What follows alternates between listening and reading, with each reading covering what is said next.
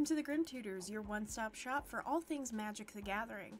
My name's Oblivion, and today we're going to be talking about the new mechanics in Murders at Karlov Manor.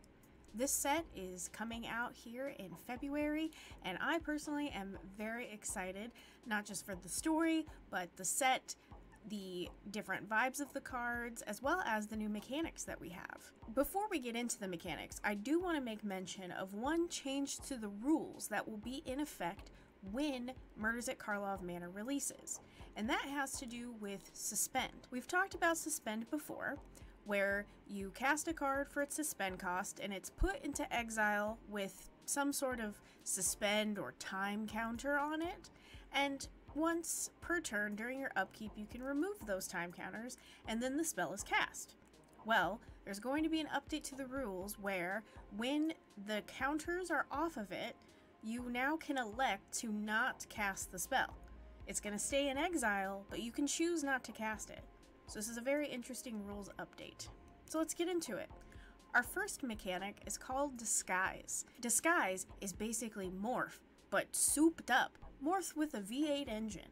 And I think it's going to be very interesting to see how this will play out in limited and other formats. To disguise a creature, you are going to pay 3 colorless mana, and you can cast this card as a creature, and it's a 2/2 with Ward 2, which after playing in a pre-release, I can say that that Ward 2 is ungodly relevant. You can turn it face up at any time by paying the disguise cost. Some creatures have different effects that happen when you turn them face up. Also remember that just like Morph, turning your creature face up doesn't use the stack, it just happens. When it's turned face up, it doesn't enter the battlefield. It's still the same thing, so it's already there. It just might have different effects based on the card if it says when you turn it face up, something happens. We also have Cloak, which, just like Disguise being kind of like Morph, Cloak is kind of like manifesting. If you're asked to cloak a card, you would put it onto the battlefield face down,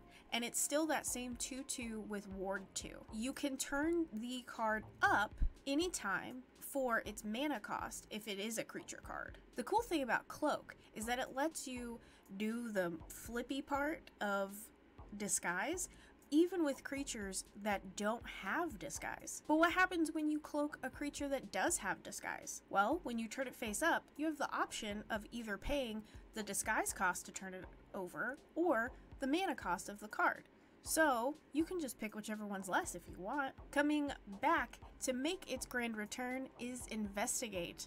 If you remember from our previous videos, Investigate means that you get to create a clue token. A clue token is a colorless artifact token with the text of pay 2 colorless mana, sacrifice this artifact, and draw a card. Another fun detective-y new mechanic is Suspect. If you suspect a creature, it picks up this new designation of being suspected, which means 2 things. Number 1, it has menace, and number 2, it can't block. There are some cards that will allow you to remove this suspected or suspect different cards. It's important to know that once a creature is suspected, it's going to stay that way until it either leaves the battlefield or some sort of effect happens that allows you to remove that suspected designation. We also have Collecting Evidence. So you may see a card that asks you to collect evidence for example. To collect evidence, you would exile cards from your graveyard with the mana value that add up to the number. So in this case 4. This could be